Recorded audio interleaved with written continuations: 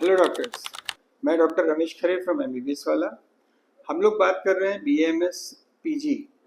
तो पहले एपिसोड में हमने ये बताया कि कितने कॉलेजेस हैं जहाँ पर पीजी होता है और 5 मेडिकल कॉलेज के बारे में हमने बताया। एपिसोड ये हम दूसरा शुरू कर रहे हैं कि बीएमएस पीजी के लिए एलिजिबिलिटी, एग्ज़ाम और काउंसलिंग गाइडलाइंस। तो सबसे पहले जो कोर्सेस अवेलेबल हैं पीजी में वो कौन कौन से हैं? एमडी आयुर्वेदा, एमएस आयुर्वेदा, जिसका ड्यूरेशन 3 साल है, conducted under Ayush ministry.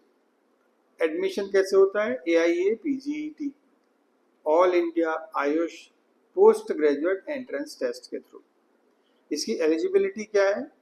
BMS degree किसी भी रिकॉग्नाइज्ड कॉलेज से होना चाहिए, कंपलसरी इंटर्नशिप होना चाहिए और वैलिड एआईए पीजीईटी का स्कोर होना चाहिए। स्टेट कोटा के लिए आपके पास स्टेट का डोमिसाइल सर्टिफिकेट होना चाहिए। अब एआईए पीजीईटी क्या है? जहाँ पर ये एमडी और एमएस के लिए आयुर्वेदा, यूनानी, सिद्धा, होम्योपैथी, इसके लिए सर्टिफिकेशन आता है जो कि एनटीए कंडक्ट करता है ये एग्ज़ाम। टोटल मार्क्स होते हैं 400, ड्यूरेशन होता है 2 आवर्स और नेगेटिव मार्किंग यहाँ पर -1 होती है।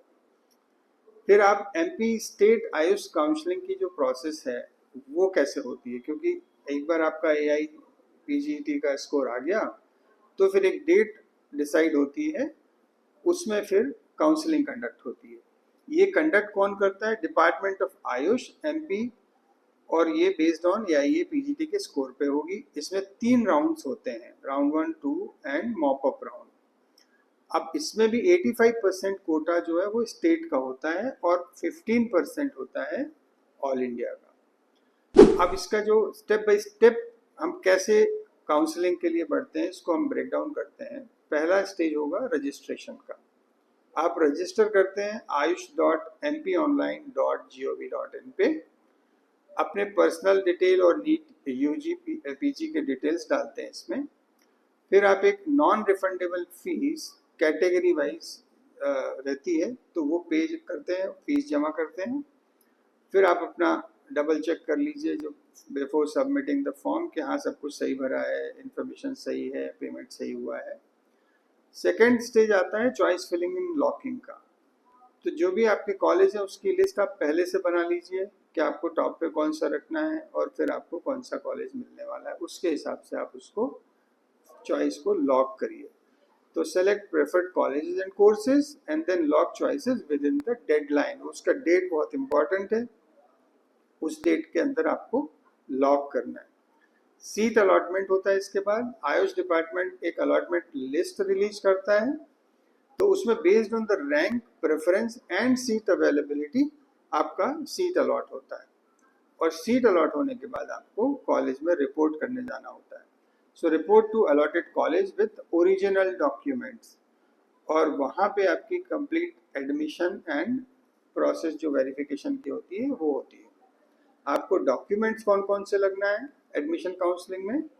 एआईपीजीटी का रैंक कार्ड, बीएमएस का degree certificate, internship completion certificate, state domicile certificate अगर आप स्टेट कोटा ले रहे हैं, आइडेंटिटी प्रूफ, और अगर कोई कास्ट या ईडब्ल्यूएस सर्टिफिकेट है।